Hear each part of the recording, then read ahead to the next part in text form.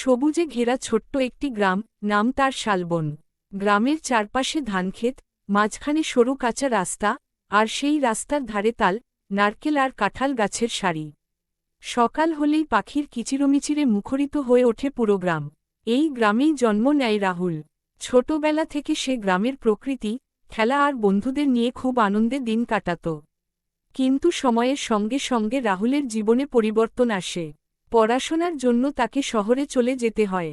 শহরের বড় বড় দালান, ব্যস্ত রাস্তা আর আধুনিক জীবন তাকে নতুন এক জগৎ দেখায়।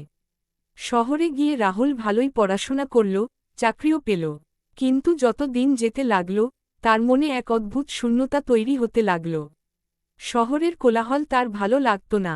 সে বারবার ভাবত তার সেই শালবনের কথা, কাঁচা রাস্তার কথা, আর গ্রামের মানুষের সরল ভালোবাসার কথা।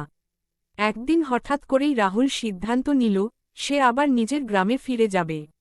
অনেকদিন পর গ্রামে ফিরে এসে সে অবাক হয়ে গেল। সবকিছু যেন একই রকম আছে, শুধু সে নিজেই বদলে গেছে।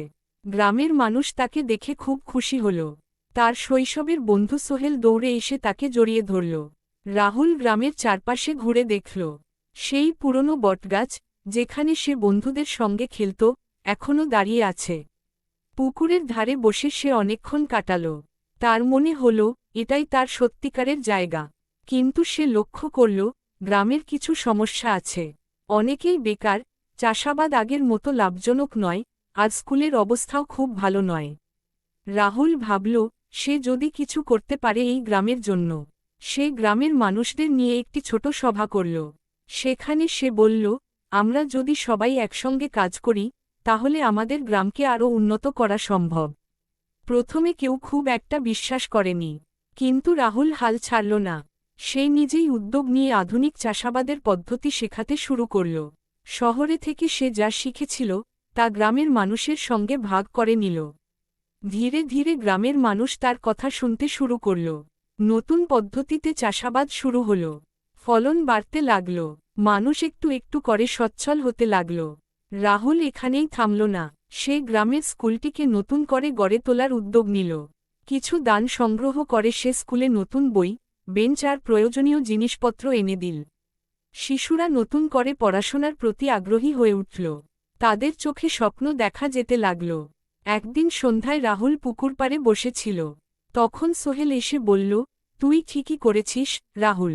শহরে থেকে গেলে হয়তো তুই নিজের জন্য ভালো করতিস, কিন্তু এখানে ফিরে এসে তুই সবার জন্য ভালো কিছু করছিস। রাহুল মুচকি হেসে বলল, এই গ্রামই তো আমার সবকিছু। এখানে ফিরে এসে আমি নিজের আসল পরিচয়টা খুঁজে পেয়েছি। ধীরে ধীরে শালবন গ্রাম বদলে যেতে লাগল। মানুষ সুখে থাকতে শুরু করল। গ্রামের পরিবেশ আগের মতোই সুন্দর রইল, কিন্তু এখন সেখানে যোগ হল উন্নতির ছোঁয়া। রাহুল বুঝতে পারল, জীবনে বড় কিছু হতে হলে শুধু নিজের কথা ভাবলেই হয় না, অন্যদের জন্যও কিছু করতে হয়। শেষমেশ সে স্থায়ীভাবে গ্রামেই থেকে যাওয়ার সিদ্ধান্ত নিল।